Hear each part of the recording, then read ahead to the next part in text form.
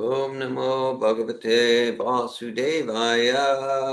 Om Namo Bhagavate Vasudevaya. Om Namo Bhagavate Vasudevaya. Om Namo Bhagavate Vasudevaya. Om Namo Bhagavate Vasudevaya. Om Namo Bhagavate Vasudevaya. Hare Krishna. We're studying Srimad Bhagavatam, Canto 2, Chapter 9, entitled Answers by Citing the Lord's Version. We're on text 6. So it's Canto 2, Chapter 9, text 6. And it's December 3rd, 2025. Bhakta Devin came a few moments ago and offered me a flower garland. I'm assuming it. Hare Krishna. Yeah, I'm assuming it's been offered to Srila Prabhupada and like that. And so this is of getting the mercy, getting the prasad. Hare Krishna. So it's prasad. Okay. So this might be for those who've been like following our morning programs for the past few days, months, years, decades. We're studying chapter 2 because we've been studying systematically Canto 3, chapter 8, and so kind of the theme there was Brahma's kind of story of creation and Brahma, and so we're going to a very similar story, a very similar history in chapter 9 of Canto 2 about Brahma also, in his process, his process of realization in getting realization of, how to do his service as engineer of the universe. All right, so I just thought to touch there to give more context to our discussions on chapter 3. Canto 3, chapter 8. Narayanam namaskricha.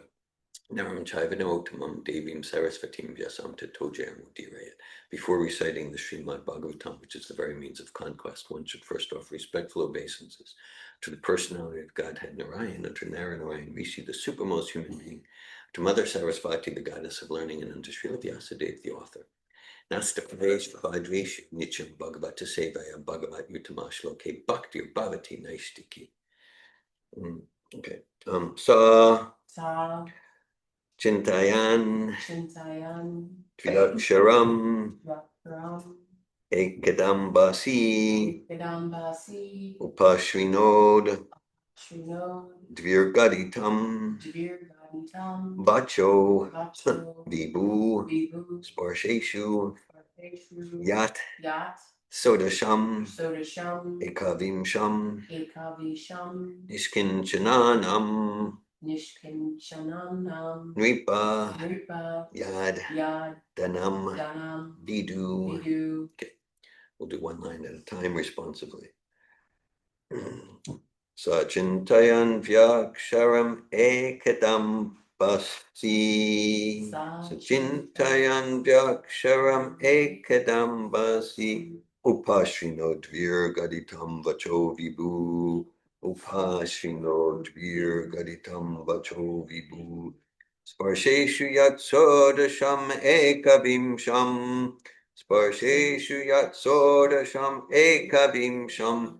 Nishkinchananam Nripayad Danam Vidu. Nishkinchananam Nripayad Danam Vidu. Sanchintayan Vyaksharam Ekadam Basi. Sanchintayan Vyaksharam Ekadam Basi. Upashrino Dvir Gaditam Vacho Vibu. Upashrino Dvir Gaditam Vacho Vibu. Sparseshu Yatso Dasham Ekavimsham. Sparseshu Yatso Dasham Ekavimsham. Nishkinchananam Nripayadanam Vidu.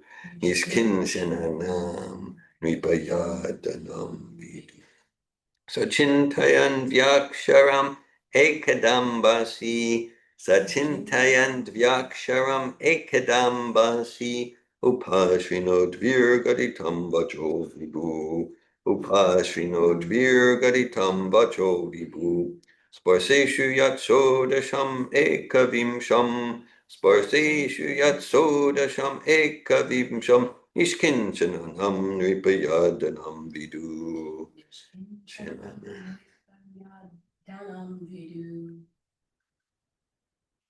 If you Sachintayam divi aksharam akadambasi. Sachintayan vyaksharam ekadam basi. Upashrana virgatitam vacho vibhu. Upashrino tvir gaditam vacho vibhu. Sparsha suryat sudasham athabisham. Sparsheshu yatso dasham ekavimsham. Nirpayadam vidu. Niskincananam vipayadanam vidu. Sachintyam Nandu Aksham Kadash Vyasya Santintayan vyaksharam ekadam basi. Ashri Vir Gaditam Vacho Vidu Upashrino dvir gaditam vacho vibhu. Shuyat Sodam Sa Ekam Vimsham Sparsheshu yatso dasham ekavimsham. Niskinjananam Nipayadanam Vidu Niskinsananam nipayadanam vidu. Would anyone online like to lead the chanting?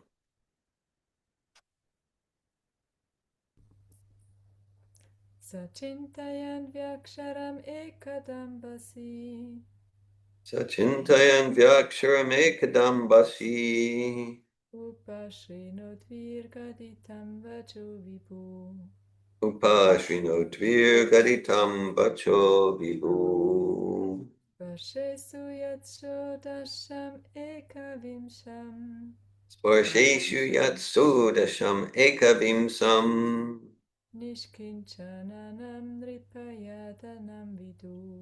Nishkinchananam vipayadanam vidu.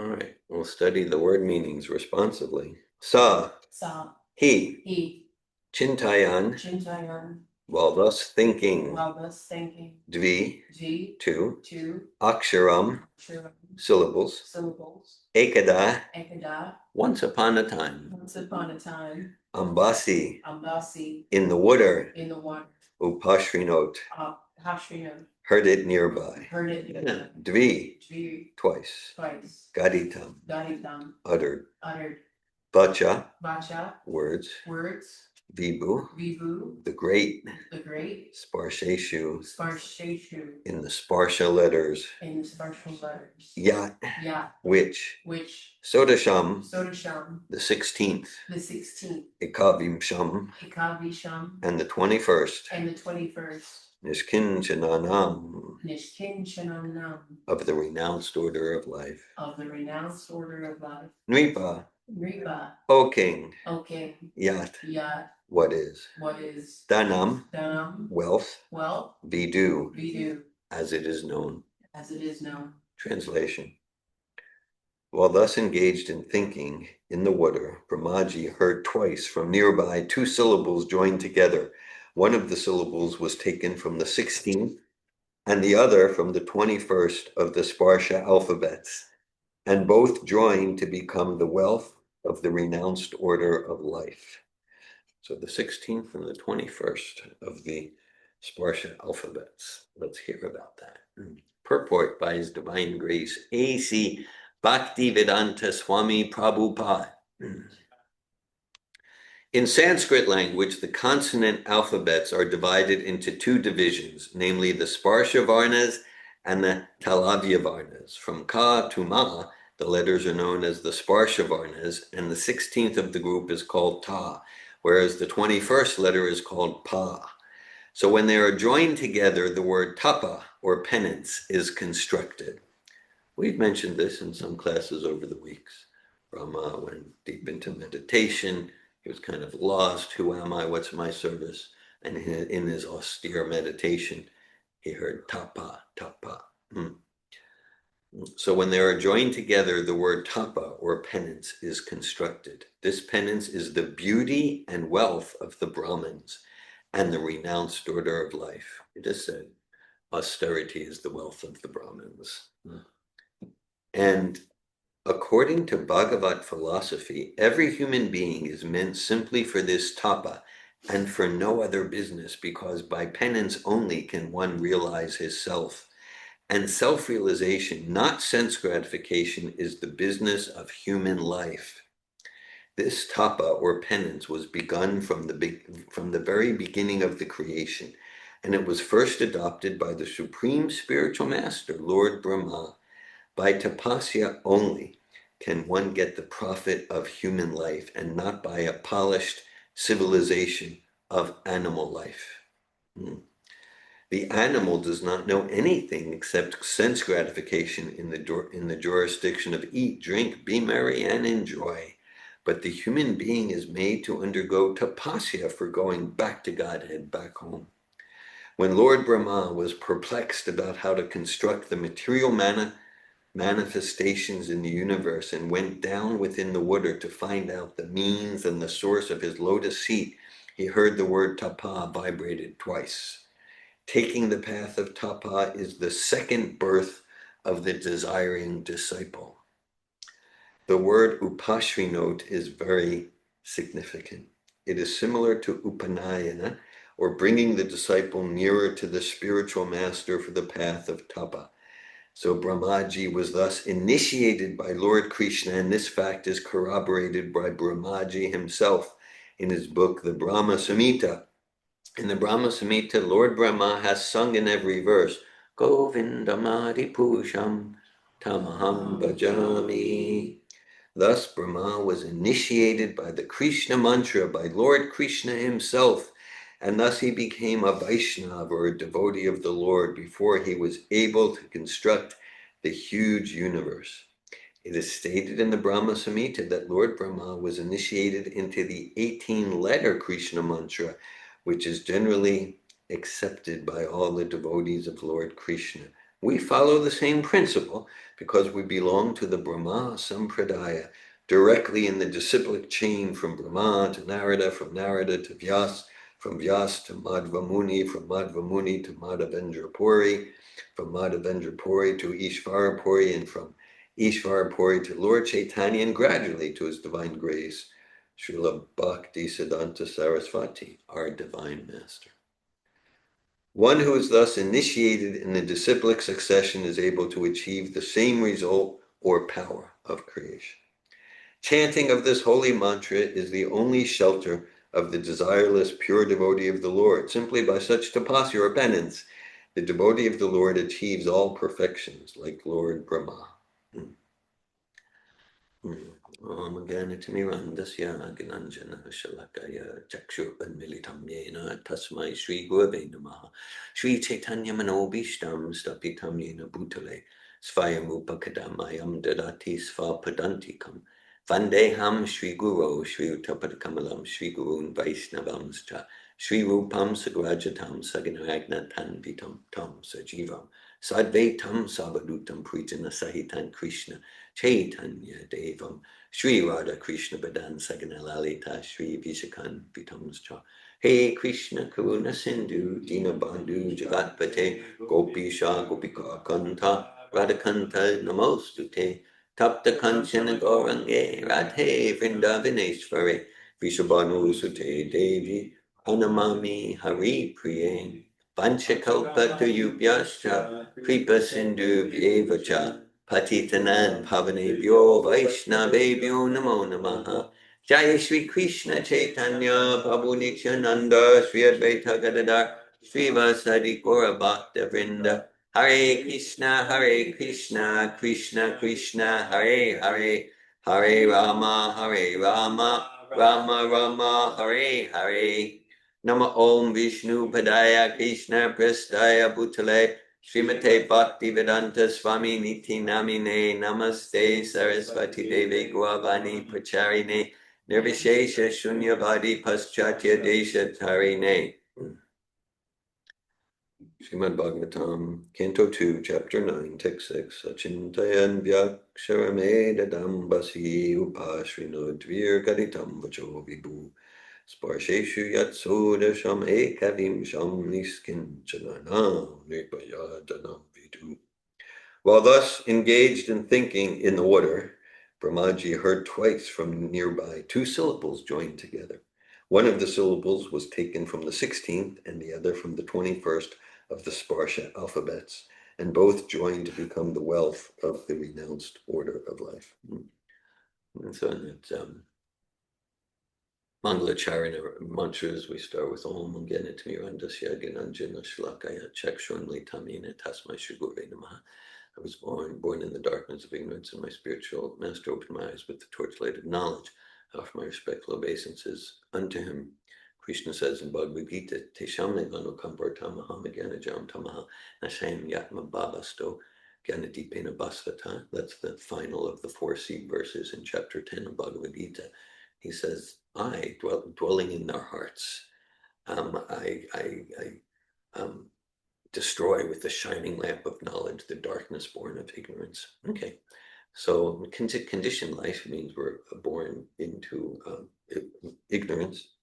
And so, okay, yeah, so today's my birthday. Okay, yeah,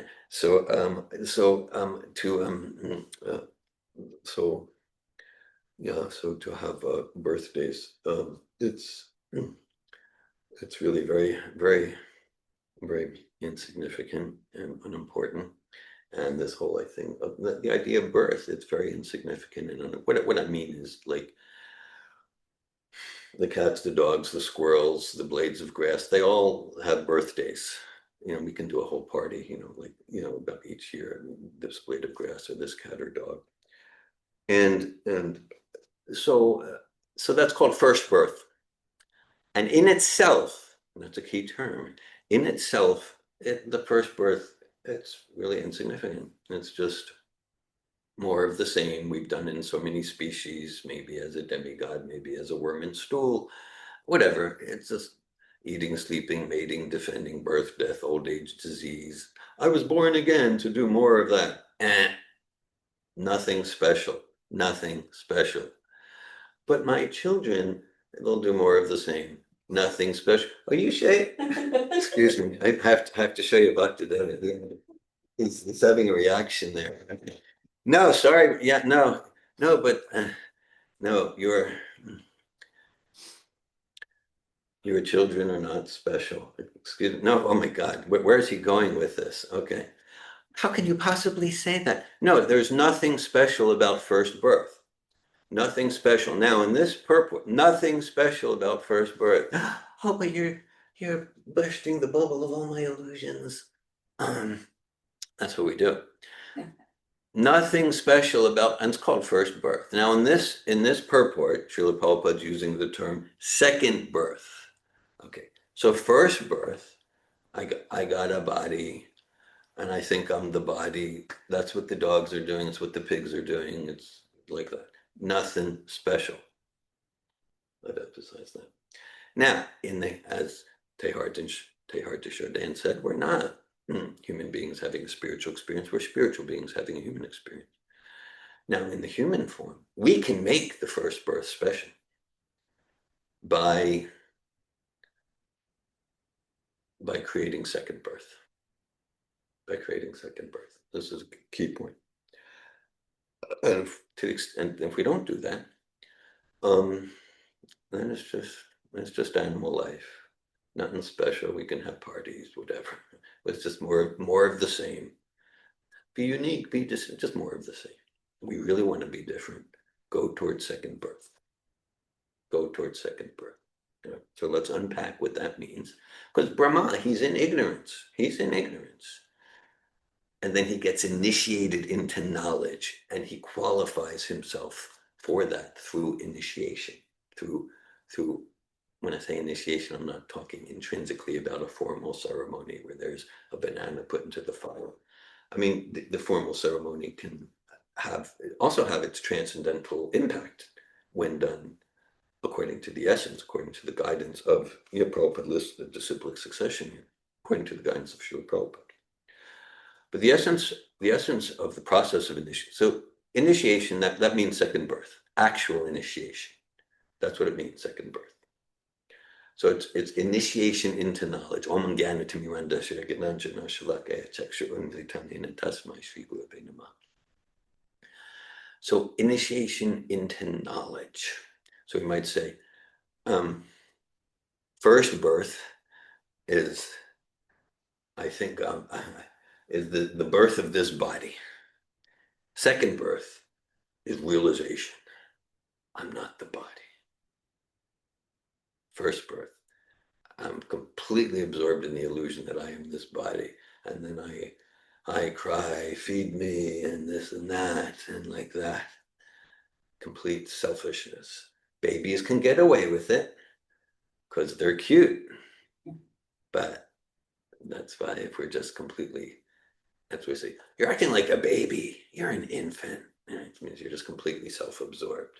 As we grow up, we can't get away with it. We're not as cute. Okay, and that's expected. We're going to contribute. We're going to care about others.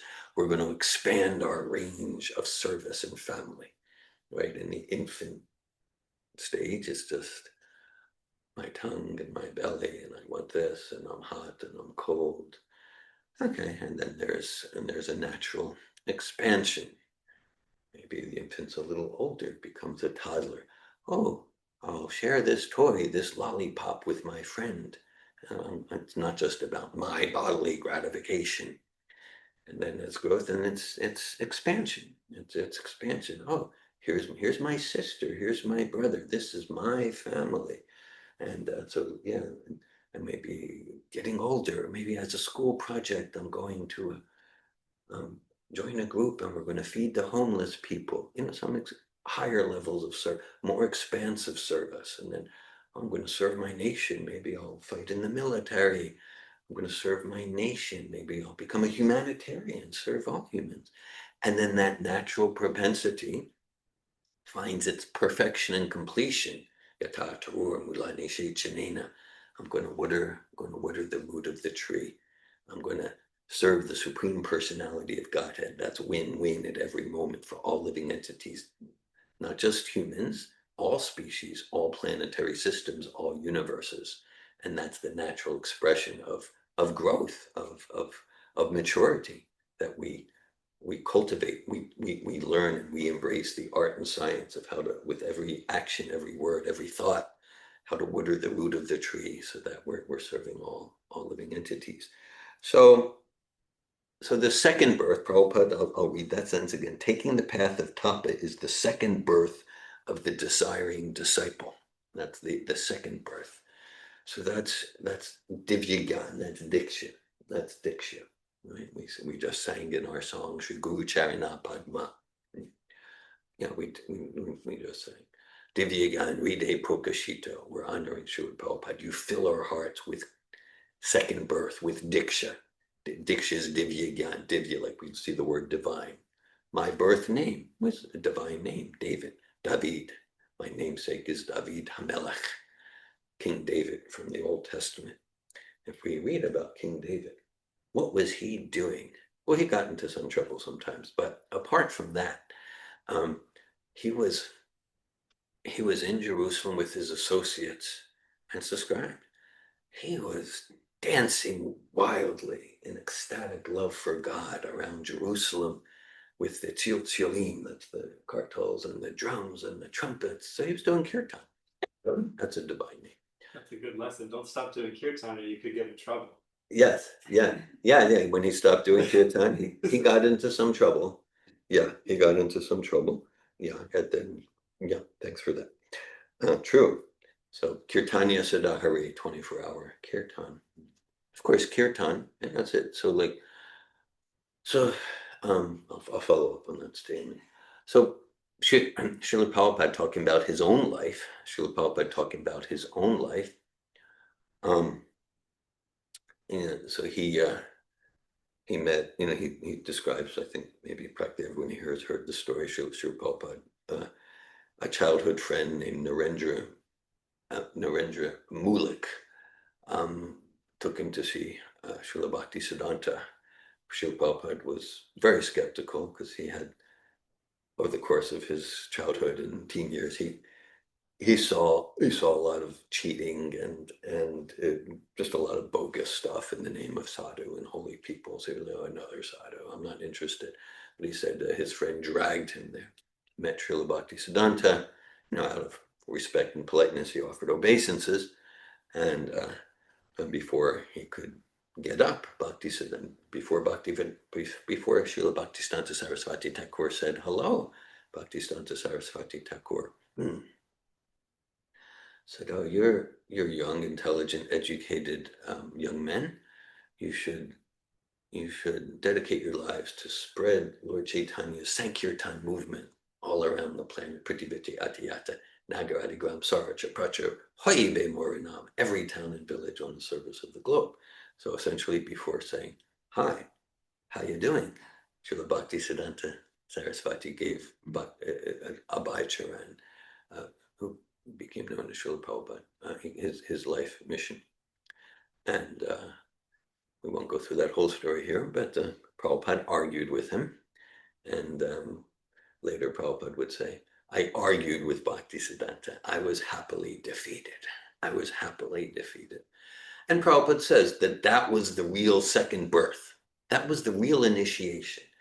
Right there, he accepted Bhakti Siddhanta's life mission as his life and soul. I'm reminded of a quote by Mark Twain. I quote him a lot. It's probably one of my favorite witticisms. And we use this quote in some software programs. The quote is, "The two most important days of your life are the day you were born and the day you discover why." Okay, so it relates to the principle of living on purpose, the principle of living on purpose, living purposefully. And of course, to realize the purpose of my life, I mean, that's unfolding for me each day, certainly each year. At the same time, essentially, dedicating my life, endeavoring to dedicate. I wish I was more surrendered to the purpose, like Srila Prabhupada right there, met Bhaktisiddhanta, dedicated himself. And Prabhupada says there in 1922 in Calcutta, that was the real initiation. 11 years later, he got the formal initiation. And again, when I say like this, it's not that the formal initiation is just some dry official ritual. The formal initiation, when done under the guidance of Krishna's pure representatives, that's also potent. At the same time, potent, the essence, the divya jnana, the transformational, transcendental knowledge. That's when I accepted Bhaktisiddhanta's mission, 1922. That's the real initiation. So that's second birth, and to the extent that we use our first birth, this body, for dedicating ourselves to realize, cultivate, and share transcendental knowledge, transformational, transcendental knowledge, and then that's our second birth. That's the essence of our second birth. And so the yata kancha natam yati kamsham ras kamshan diksha idana. And that it's described that it's like there's a process for transforming iron into gold. And so similarly, there's a process for transforming material consciousness, material heart into and the process is called diksha, for transforming the heart and the soul, the consciousness into godly qualities, and then and so sometimes it's asked, well, okay, but this is material. These are like, it's a material mao, a material lay. So how can we engage in transcendence? So that's because sometimes bhakti is misunderstood as like, oh, you're denigrating the body and material world. And that's not the case. That's not the case. It's not a matter of rejection. That in this first birth, in this body, we get to use it for the same stuff, eating, sleeping, mating, defending. We get to use it for the same quality of act. We get to use it materially. Now, also there, through the process of yukta vairagya bhakti, we can engage our eating and sleeping and mating and defending in bhakti. And so how with this material material mouth can we vibrate transcendental sound because it's material? No, that's what these lips and this tongue, that it's supposed to engage in bhakti, but there's no force. So the other forms of life, for the most part, they can only do the first birth. And we get to do a second birth, initiation into knowledge. Vasudevi Bhagavati Bhakti Yoga Projita Janiyat Yashuvairagyam Gyanam Chayat Hetukam. Knowledge, I mean, the core knowledge is the distinction between spirit and matter, soul and body, going further, and the nature of the soul to water the root of the tree, the nature of the soul to serve God, Krishna, the Supreme Personality of Godhead, purely, like that. And then there's unlimited distinctions, and unlimited distinctions such that we cultivate more and more fully and deeply this transcendental, transformational knowledge. And then we get more and more distinctions, how to relate to every facet of life in such a way that enhances our enthusiasm and the enthusiasm of others to continue to progress in the process of initiation, in the process of diksha, the second birth. And so everything, yeah, so all of our senses, all of our limbs, our mind, it's material, and it's all meant ideally to be engaged in bhakti. And that's how we spiritualize our very senses. We spiritualize this body. We spiritualize our relationship, cultivating the art and science, how to engage everything in bhakti. Anasatasya vishayan yatam upyunjata nibandha Krishna sanadev yuktam vairagam uchyate. That this is not a process of rejection or elimination. Don't do that. Don't do that. It's a process of engaging everything, starting with our own mind and senses and behavior and thoughts. And we're engaging everything in Krishna's service through the guidance of Krishna's pure devotee, Srila Prabhupada. And that's what it means to spiritualize the world. And otherwise it's nothing different. All species get first births. It's described in the Bhagavatam. I think this is a Prahlad Maharaj verse, or is it it's a fifth canto verse for sure. It's a fifth canto verse. Maybe Lord Rishabhadev to his sons, headed by Bara. Guru Nasasyat, Svachano Dasasyat, Pita Nasasyat, Janani Nasasyat, Namo Chayadya, Samapeta Michu. So he's saying, he's talking about birth. He's talking about mothers and fathers and husbands and wives. And he's saying, become a mother or a father or a husband or a wife or a teacher. Anyone who's responsible for dependents, become one of them only if you're capable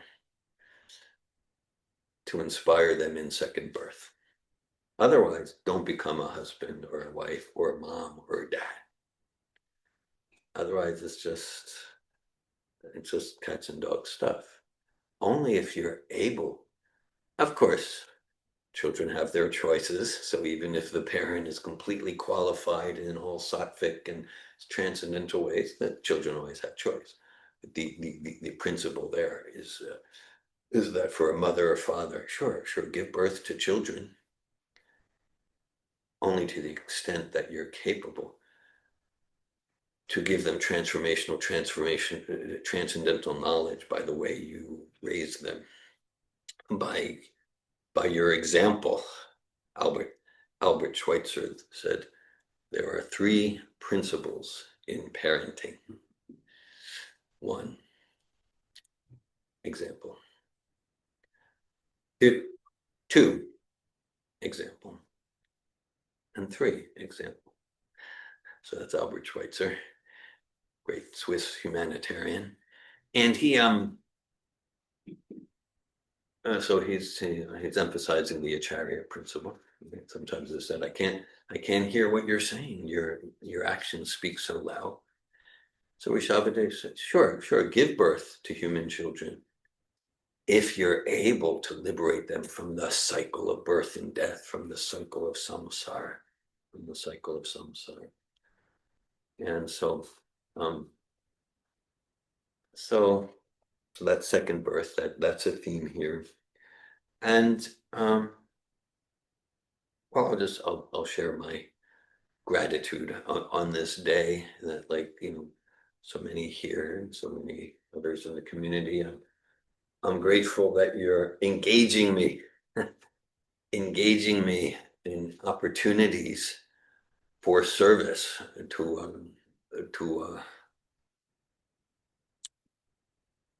to deepen my absorption and realization in second birth, in serving Prabhupada's mission. Right? So that's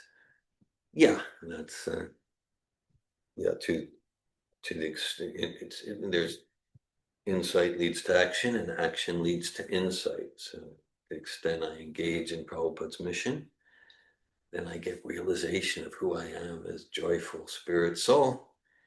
To engage in Prabhupada's mission, let's put it in heavier terms, the extent that I accept the burden, the weight of responsibility to share this consciousness, to share this Krishna consciousness, to share this process of bhakti with others, that I'm doing something I'm trying to do something to relieve Prabhupada's burden, to share this Krishna consciousness, just as he came in 1965. He didn't need to come here, but we're all here in different parts of the world, Europe, USA, because Prabhupada cared. He cared to relieve suffering spirit souls from all miseries. So it said, actually, Shukadeva Goswami, he speaks like 90% of the Bhagavatam. And his very first verse is Varyan Eshate Prashna Kritam Loka Hitam Nripa Atmavit Samatam Rajan Shotavya Dishu Yapara. And he's talking to Maharaj Parikshit, and he said, your questions are glorious because they relate to Lord Krishna, and your questions, if Tasmat Sarvatma Bharata Bhagavan Ishvaro Hari Shotavya Kichitavyascha Smartavya Chichitabayam, says, and it's like, yes, questions of this sort, and hearing and chanting around questions of this sort that relate to self-realization. These are the sorts of questions that can truly get at the root of material suffering and return one to their blissful nature. This is the prime subject matter of hearing. And so, so over the days, weeks, months, decades, we've engaged with, like everyone here, questions and responses.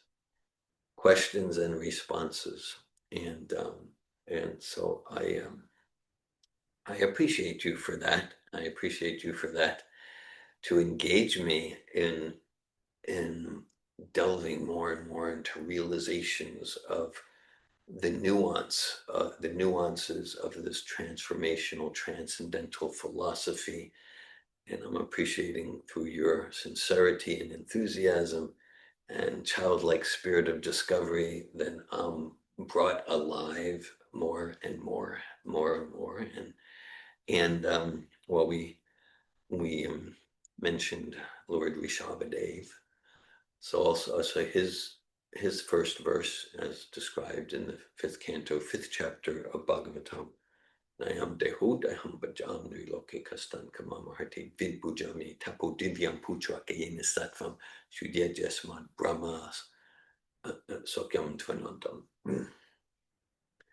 And he said that, yeah, human life, just like Brahma's doing here, is meant for tapo divyam. Human life is meant for divine austerity, as we often discuss. This is a theme in coach training, PPTC, Bhagavad Gita course, facilitator training.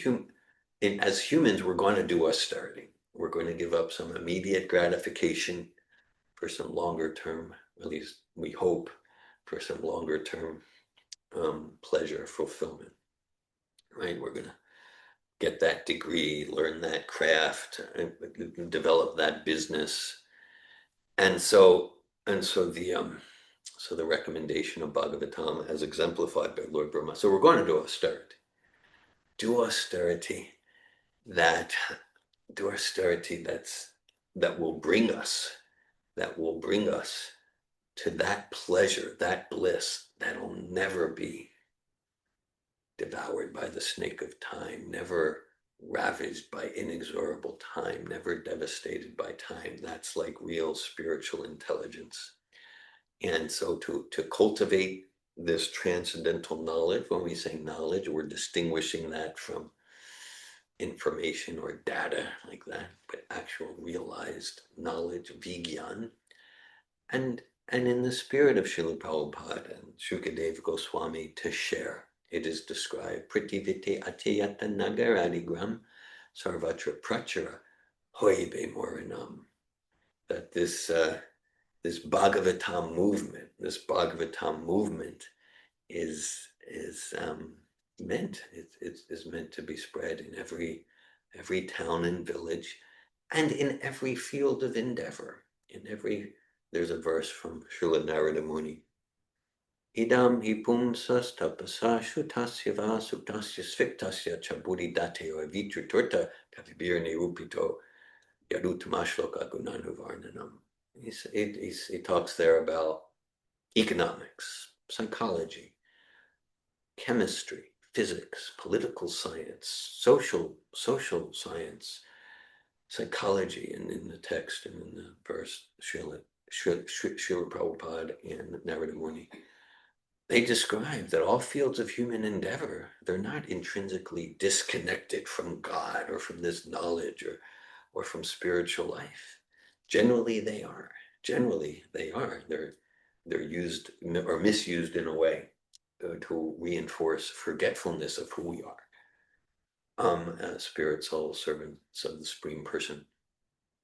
But ultimately, and that's, our meager attempts in like the different Safito programs in all these fields, psychology, social science, leadership training, transformational training, whatever field we're in, crafts, arts, education, business, ethics, in whatever field we're in, to cultivate depth of realization of how to intelligently, with discretion, to bring this knowledge in a transformational way, cognitively, experientially, to Yare Dekatare Ka Krishna Pradesh Amara Gyai Gurhanatare De Edesh. And in that way, we support others in this process of making their lives sublime. Right? There's a text by, I think, Longfellow. Lives of great men all remind us we can make our lives sublime, and departing leave behind us footprints in the sands of time. Henry Wadsworth Longfellow, I believe. And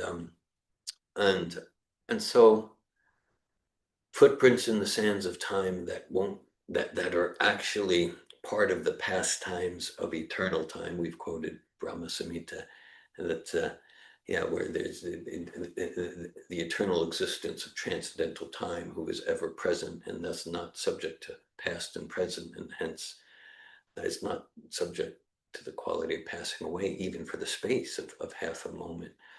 So that in our families, in our households, in our projects, in our occupations, in our careers, in all spheres, to cultivate the capacity to give this knowledge and to give this matchless gift, this value. Prabhupada's movement, the Sankirtan movement, we all have a role to play. It's described. Srila Prabhupada built a house in which the whole world can live peacefully. So the house is there, and we all have distinctive opportunities, to whatever extent we embrace those opportunities, to furnish the house, ornament it, embellish it, decorate it according to our distinctive personality in service to the Sankirtan movement. So we're studying Canto 2, Chapter 9, Text 6, and I expect in future morning programs we'll go back to our third canto, but this so closely relates to where we were reading. Sachintayan vyaksharam edadam basi upashrino dvir gaditam bacho vibhu sparsheshu yatsu dasham ekavim sham nishkinchananam nipayadanam vidu. While thus engaged in thinking in the water, Brahmaji heard twice from nearby 2 syllables joined together. One of the syllables was taken from the 16th and the other from the 21st of the Sparsha alphabets, and both joined to become the wealth of the renounced order of life. Hare Krishna. Thanks for hearing Srimad Bhagavatam. I welcome at this time if anyone would like to share any comments, realizations, or ask any questions.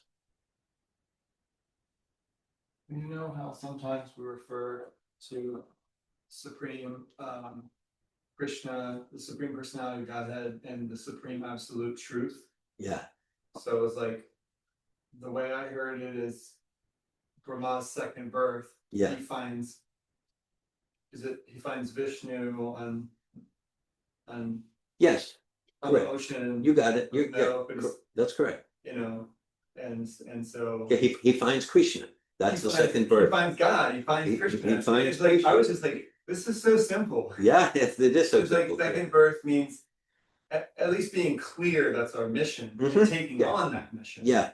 And of like not just identifying as the seeker of truth. Yeah. Hare Krishna. But standing for truth and being open that if 2 + 2 doesn't equal 4, I'm open, but it's so far no one's shown me. Yeah. And like committed to that truth in that way, with some openness, seeking the supreme absolute truth, aka Krishna. Yeah. So non-different. And so that's second birth, that's initiation. It takes different forms in different ways, like for Srila Prabhupada, it's the same. Yeah. It's same. Yeah. Here's the mission. Here's the mission. You know, for Brahma, it took the form of really going to the ocean and with Vishnu and and like that, and it means austerity. Yeah.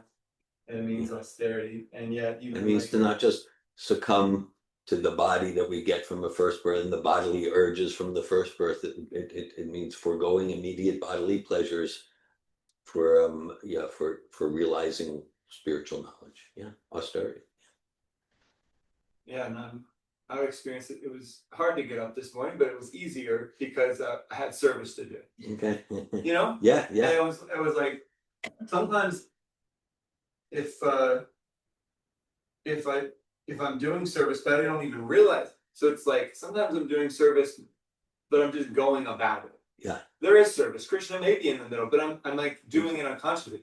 Then it's still hard to get up. You know. Yeah. But like if I'm clear, conscious, and inspired in my service, then it's easier. Yeah. And I was just really like moved by that. I think chanting the holy names over the past weekend at the festival, I think it did really move something for me. It softened my heart and inspired me in service. And then it makes that austerity, you know, more in the direction of joyful and easy. Not that it is easy, but joyful. Yeah. I appreciate it. inspiring, exciting, yeah. Thank you, Dr. Devin. Thanks for all that you share, including your experienced inspiration from immersion in kirtan this past weekend, three-day intensive. And Dr. Devin's referring to some communications between he and I recently and going back like a dozen years. And it relates to, because like we see Brahma is searching. He's a searcher. He is searching, whether it's the third canto description or the second canto. Brahma's searching, but he's not attached to like, I'm a searcher. Isn't that romantic? Okay, he's sincere. He's sincere to find and to realize. So it's not just like I'm a searcher, and then if actual, just like yeah, doubts are healthy. Arjuna's doubts drive Bhagavad Gita. At the same time, if the doubts are responded to in a way that satisfies the heart and intelligence, then to remain doubtful is probably the sign of some agenda other than I want the truth and I'm willing to give up any image or mask. So Brahma is not just I'm searching. Oh, he gets realization, and as Bhakti Devin nicely emphasized. And then yeah, because like sometimes you think that you've come to objective knowledge, that means you're a closed-minded fanatic. No, we sometimes give the example, okay, because I was open-minded in first grade, so I heard from an authority, Mrs. Gerbarg, that 3 plus 3 is 6. So now so openness, it is a quality of the diamond soul, and it's an instrumental virtue meant to bring us more and more towards second birth, towards objective, absolute, realized knowledge. And then we continue to be open, as Devin said. So you could say, oh, now you're saying you have objective knowledge, 3 plus 3 is 6. That means you're closed-minded. No, I'm still open. Provide me evidence that that's not true. I'll carefully consider it like that. So similarly, through hearing from our current link to the disciplic succession, Srila Prabhupada, and practicing the austerities and the regulative principles of freedom and chanting the mantra, we get more and more realized knowledge, and that comes through our openness to hear and sincerity for truth. Thank you, Bhakti Devin. I appreciate your sharing.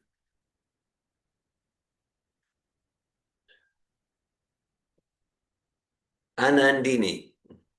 Hare Krishna. Happy birthday, dear Govinda. Hare Krishna. I'm hearing you, but if you want to get a little closer to the microphone, we'll hear you more clear. Okay. Thank you. Okay. I have a question about austerity. Yeah. Well, sharing and question, because recently we were speaking about austerities and someone was sharing, well, I'm not doing austerities. And then it turned out she is actually doing austerities, but she has the idea that they need to be hard work for it to be an austerity. Okay. And yeah. so I'm contemplating on this. What is the actual austerity? You know, like, okay, so I don't eat meat. So that's Yeah. considered austerity. And someone Yeah. once expressed sympathy for me, said, oh, poor you cannot eat meat. And I felt like, oh no, I feel grateful that I don't eat meat. So Right. it's an austerity, and it's something I do with joy. I'm grateful for it. So what is the healthy austerity? And also I'm curious, what's the distinction to penance? Yeah. Like when you say everyone's doing austerity, someone who goes to work early in the morning and comes home late is doing austerity. But these austerities are not helping, probably not helping liberation from material bondage. Yeah. So. Thank you. Okay, thanks for your sharing and questions. Okay. So austerity, giving up some immediate pleasure, like external superfluous, for some longer term fulfillment. And so that's what, like, someone drives to a job and they get up early. They'd rather sleep. They'd rather just go to the beach. So it's an austerity, but they're trusting that with this paycheck, in the long term, I'll have more fulfillment because my children won't be homeless, or because then we can get a bigger house, or I'll get more prestige in society. I'm not just some lazy bum. Okay, so that's an austerity, but like, I don't like this job. So that's it. So Bhagavad Gita describes, so there's austerity. It's in human form. We're going to do austerity. Sometimes we hear to be really spiritual means to do what you feel. Just do it. Oh, no regulations or discipline. But then it gets into like, what do you mean by you? Am I this tongue? Am I this belly? Am I this ego? Am I the spirit soul? And then do what you feel. And here's, okay, that means like, I feel like going to the refrigerator. I feel like drinking a beer. I feel like yelling at someone. Okay, so that's like that's a misidentification within the body. But then an important aspect here is, for a human being, part of what we feel, do what's natural. Part of what's natural for human beings is to do austerity. It is natural in the human form, not in the dog form, not in the cat form. So Bhagavad Gita describes, we're going to do austerity, and we can do them in tamas, rajas, sattva, or shuddha sattva. That's described, especially 17th chapter. And so the sort of austerity where the goal is still something material, greater material, then it's probably tamas or rajas, like that. So tapodivyam, oh, that's austerity, where the actual goal and the result and the fulfillment, it's actually transcendental. It's actually fulfilling for the soul. It gives pleasure that's not touched by material time. So that's spiritual intelligence to direct our unavoidable propensity for austerity to tapodivya. Now, you gave the austerity about you don't eat meat. So I appreciate that example because it nicely illustrates. Also myself, like, to not eat meat, maybe it's like, maybe for most members of American Europe, it'll be like, that's an austerity, you don't eat meat. For me, it's not feeling like an austerity. Maybe in the first few days or weeks, oh, I want to go to that meat restaurant. Oh, yeah, but then kind of like, and I'm truly getting such transcendental joy from prasadam that it's like so I'm not feeling that as an austerity. I'm not feeling that as an austerity.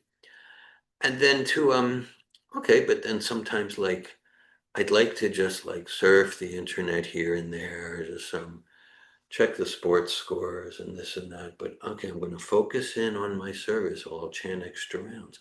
Then that my mind is like rebel. My mind doesn't rebel. My body doesn't rebel to not eat meat. So that, like Krishna says, this is joyfully performed. So like on that one, maybe like you, I've come to the point where for my mind and body, it's not an austerity. There are certainly days I'd like to sleep till 8 a.m. Why not noon? Let's really go for it. But then like, okay, let me do the austerity, 3:30, 4 a.m. And my mind is like, oh, but then I'm feeling joyful. We're ready to do what's hard. Life will be easy.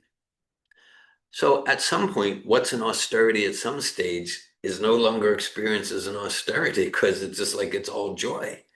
And but then at other things, it's just like, oh yeah, and austerity, like that. And whether it's just like preparing myself for the marathon, I'll use a military analogy, battle of like conducting a 3-day, a 7-day transformational seminar. Like, I'm needing to go into some austere place, and then I'm always deeply satisfied.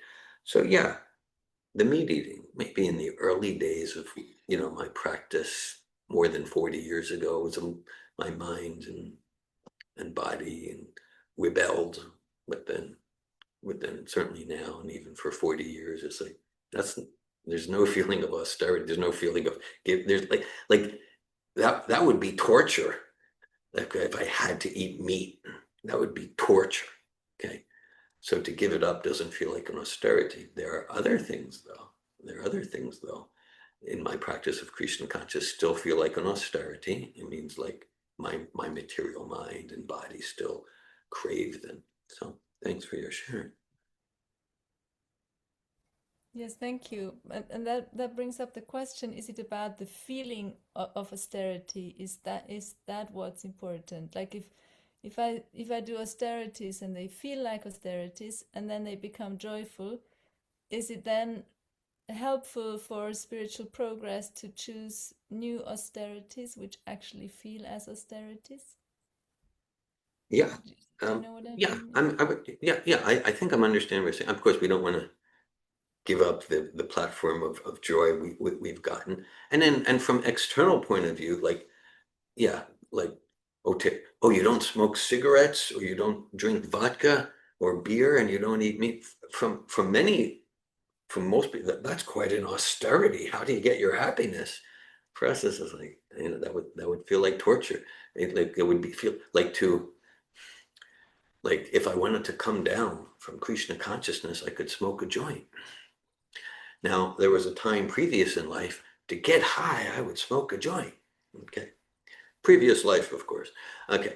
And so like that. Previous birth. Yeah, previous birth, and nicely put. Like that. But now, like, to do those things would be such a bring down. So yeah, we should always be stretching ourselves, not pulling the reins too tight so that we're miserable. But yeah, like, okay, it's my birthday. Okay, so for next year, it's a healthy idea. How will I stretch myself more? In a way that I'm growing in spiritual life. I'm growing in Divya Gyan. What austerities to take on, and I already have some ideas for the next year. Yeah, we should constantly be stretching. Oh, that will be stretchy. It means that'll be an austerity. And and it's austerity that guided by Srila Prabhupada that will bring me to further realization of who I am as spirit, soul, servant of Krishna. So yeah, we should constantly be stretching ourselves. You mentioned austerity and penance. Good question, Anandini. All I'll say now is from what I can see, and I've been, studying Prabhupada for more than 45 years, he largely uses them synonymously. It's an interesting question. I mean, it moves me to, I'm not committing to it, perhaps do like a database search or an indexing search, how he uses austerity, how he uses penance, and what are the distinctions. Right now, I'm not clear on distinctions. It just seems he uses them in real similar ways. Thank you. Thank you for all of that. Thank you, Anandini.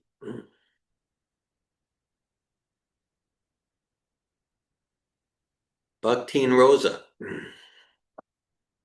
Hi, Krishna. There's some things coming to me from your questions and your sharing and meeting. So, I mean, what I'm hearing in this process is we develop a higher taste. And Higher taste. That's correct. to the extent that we develop a higher taste, the things that we are working on become more subtle. And it reminds me of the story of Chaitanya cleaning the temple, right? Yeah. Because when we're first doing whatever austerity it is, I mean, it's like the grossest of the gross, the large pieces of dirt and trash. Yeah. But as these are getting clear, our taste is higher. We can see there's still work to do. There's still dirt. It's not the same dirt. There's maybe a dust bunny in the corner or something like that, and it gets finer and finer. The work is never done. Thank you, Bhakti and Rosa. Yeah. Thanks for that analogy. Bhakti and Rosa is referencing the cleansing of the Gundicha temple, Gundicha Marjan. It's found Majja Lila Chaitanya Charitamrita, chapter 12. And yeah, Lord Chaitanya with his associates, first they clean kind of in the temple, and the obvious things go, but then he's then finer and finer grains of sand and dust, and then washing the temple and washing it again. And so it's a real historical event, and it's also a metaphor of cleansing our heart, a metaphor of cleansing our heart. And so maybe at first kind of, yeah, like, oh yeah, the drugs and the meat eating and like, and like that. And okay, but then like subtler, oh, my desire for adoration, to be special, to be distinctive, popularity, to be seen as the humble one, or they can be more and more subtle, yeah. And then yeah, so the Anandam Bodhivardhanam, the nature of spirit is to expand, is to grow. So the work's never done, and actually a pure soul is seeing themselves as like the most contaminated person, even though they're not. That's their humility. Of course, that's not material low self-esteem that moves one to hide under the covers and escape into different toxic habits.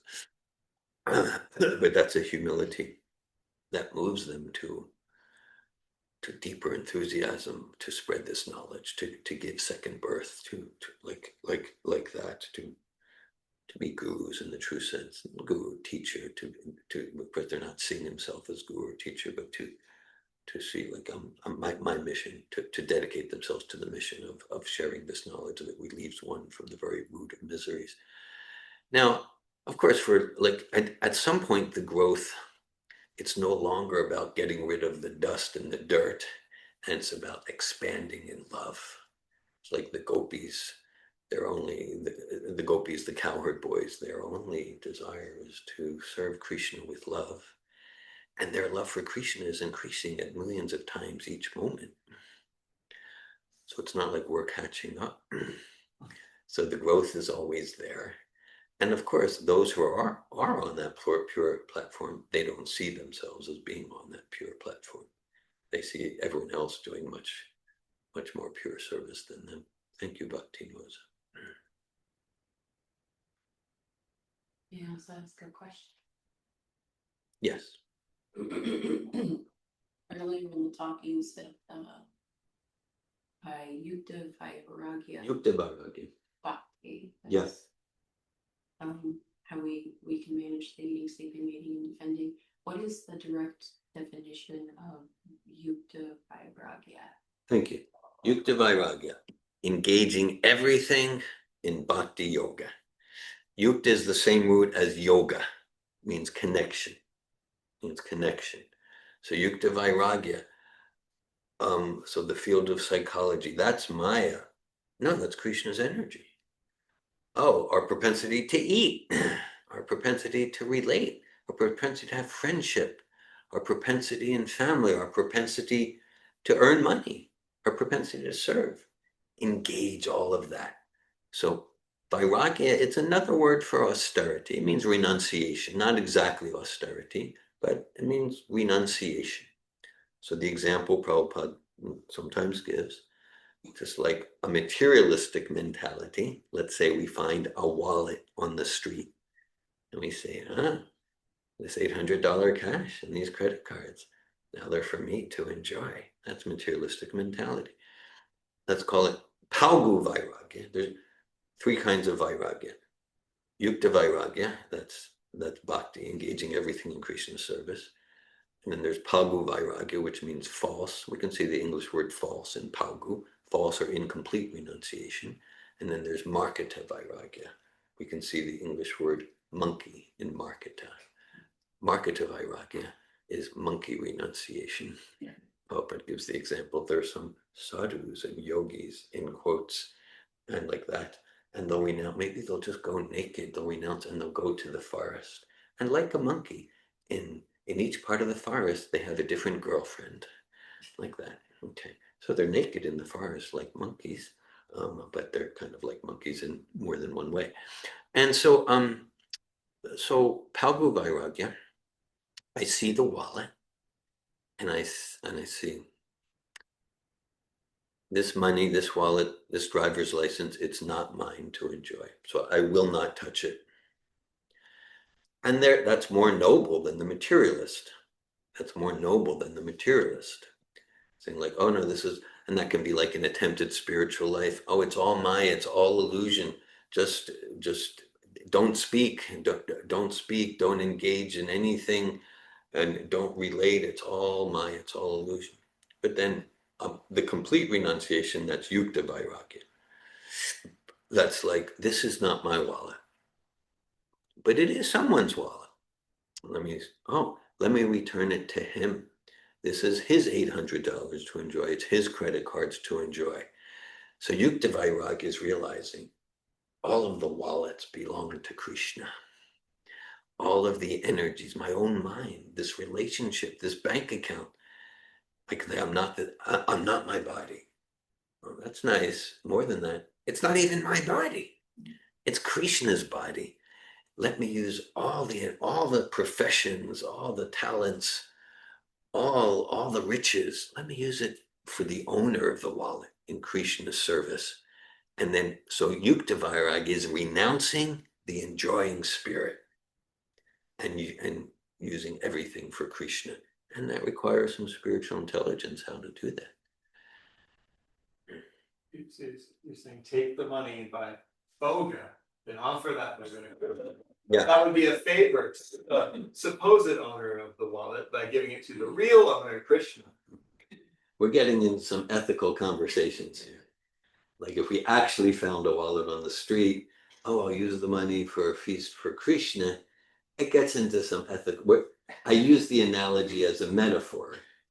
And then if we get into an actual situation where we find the wallet, you're getting into some discussions there. So, but we get the principle, use everything in Krishna, because maybe Krishna would be more pleased if we return the wallet to the owner, and then maybe chanted a round of japa with the owner, something like that. It's just Also engage the owner. Also engage. Yeah. Yes. Hare Krishna. For sure. Yeah.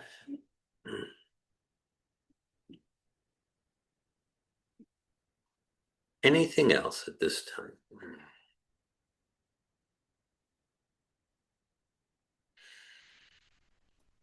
Hare Krishna, I have a question. Bhakti Valerie. I've been thinking about this a lot of offering, like how do I offer everything in my life to Krishna? How do I use all the threads and offer it to Krishna? And like a main aspect of my life is coaching. So I've been in this question and reflecting on it a lot. Like, how do I offer coaching to Krishna? I'm bringing people to like maybe more of a sattvic consciousness and lifestyle, so maybe they're more likely. You know, I like pray, I try to see Paramatma, but I would love to hear from you. How do I offer coaching to Krishna? Thank you, Valerie. Well, yeah, I mean, I've been endeavoring to do that for decades, and so well, there you are, asking that question. And if we go back, several years, you were a participant in coach training with David Wolf, and you were. So I'm not giving the how. I'm just like pointing out some results here. And you were a coaching client of mine, as was Payal and Lakshmi Priya and Anandini was a coaching client of mine. I don't know, it's probably random chance. Devin, and honestly, it was a coaching client, and then random chance. You're dedicated your life to Srila Prabhupada, you're chanting Hare Krishna. So I don't know how that works again. So I'm glad, so it sounds to me like you're in that process of second birth. It's described in Bhagavad Gita, Shesam Satta Yuktanam Bhajatam Pritipurvakam Dadami Buddhi Yogam Tam Yena Mamupyanti Te. Krishna says, for one who's sincere, I put you in that category for sure. For one who's sincere, I give the intelligence by how they can serve me, how they can come to me. So it sounds like you're sincere, you're praying to Srila Prabhupada, praying to Krishna, you're practicing your sadhana under the guidance of Srila Prabhupada. We're here to support you. and then you're praying to Krishna, and then Krishna more and more will give you the intelligence. I can share with you dozens and probably hundreds of examples where, in a very natural, organic way, my coaching clients, they would ask me, like, well, I understand you practice some meditation. What do you do? And then they get inspired and interested to learn about chanting the Krishna mantra as described in this verse. And of course you mentioned bringing to sattva tov. Sattva is it's the natural, most conducive platform for the mind to be clear. Maybe there's some change in diet, maybe some vegetarian, to mind to be clear, to understand spiritual nuances of this profound philosophy. So bringing one to sattva, that's pleasing to Krishna, and to be to be ready, to be sort of, as you like, empathic, and also be ready to be bold for Krishna. Be bold like that, not imposing anything on anyone. At the same time, open. Yeah, I've had clients, including phone and online clients, who they at one point they humbly request, could you mail me some japa beads? That sounds really interesting, and like that. So I could get more into details and experiences and what I've found is effective to support clients to, in a very organic way, come more and more to the very ground of their existence, self-realization, Sri Krishna. And, my sense is you're praying and you're open to receive intelligence from Srila Prabhupada and Krishna, how to dovetail Yukta Vairagya, coaching more and more into Bhakti Yoga. And perhaps this exchange is supportive in some way. Yes, it is. Thank you. Hare Krishna. Hare Krishna. Thank you, Bhakti and Valerie.